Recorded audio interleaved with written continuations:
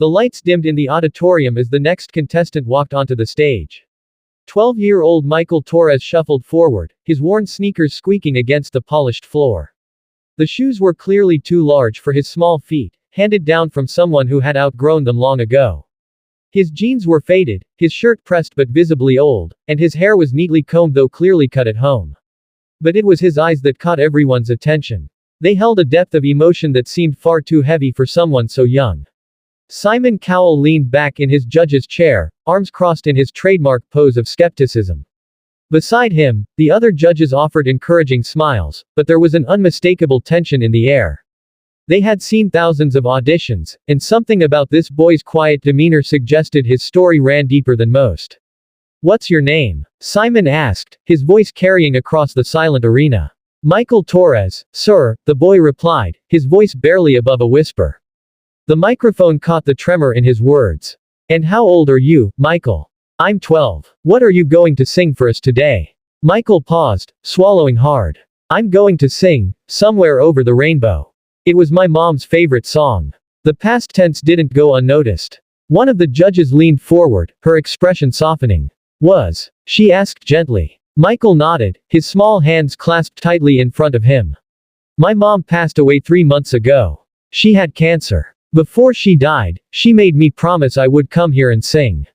She always said I had a gift, and she wanted the world to hear it. She never got to see me perform anywhere except our living room." The arena fell into a profound silence. Even Simon's expression shifted, the hard edges of his face softening slightly. Several audience members were already reaching for tissues. "I'm very sorry for your loss," Simon said, his voice unusually gentle.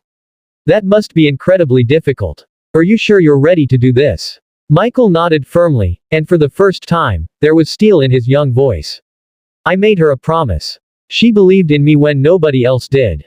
This is for her." The judges exchanged glances and nodded. The music began, a soft instrumental version of the classic song. Michael closed his eyes, took a deep breath, and began to sing. What happened next would be talked about for years to come. The voice that emerged from this small, grieving child was nothing short of miraculous. It wasn't just technically perfect, though it was. It wasn't just beautifully controlled, though it was that too. It was the raw emotion, the pure vulnerability, the sound of a broken heart singing itself back together one note at a time. Michael sang with his eyes closed, tears streaming down his face, every word carrying the weight of his loss and his love. Within seconds, the first judge began to cry. Then the second. By the time Michael reached the chorus, even the famously stoic Simon Cowell had his hand covering his mouth, his eyes glistening with unshed tears. The audience was openly sobbing, the sound of sniffles and quiet crying filling the spaces between the music. But then came the twist that nobody expected. As Michael sang the final verse, the side door of the stage opened. A woman in a wheelchair was being pushed forward by a nurse. She was thin, her head wrapped in a colorful scarf, but her face was radiant with joy and pride. It was Michael's mother. Michael's eyes flew open. The shock on his face was absolute. His voice faltered for just a moment before growing stronger than ever, now singing directly to the woman who wasn't supposed to be there, the woman he thought he had lost forever. The entire arena erupted in confusion and emotion. The judges were on their feet, hands over their hearts, tears flowing freely. When the song ended, Michael ran across the stage and collapsed into his mother's arms, both of them crying and laughing simultaneously. The audience was on their feet, applause thundering through the building.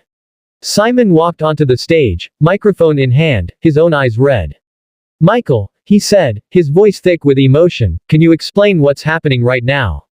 Michael's mother spoke up, her voice weak but filled with joy. "The doctors called it a miracle. 2 weeks ago, my scans came back clear. Completely clear. The cancer is gone. I wanted to surprise my baby. I wanted to see him keep his promise." Simon looked at the other judges, then back at Michael and his mother.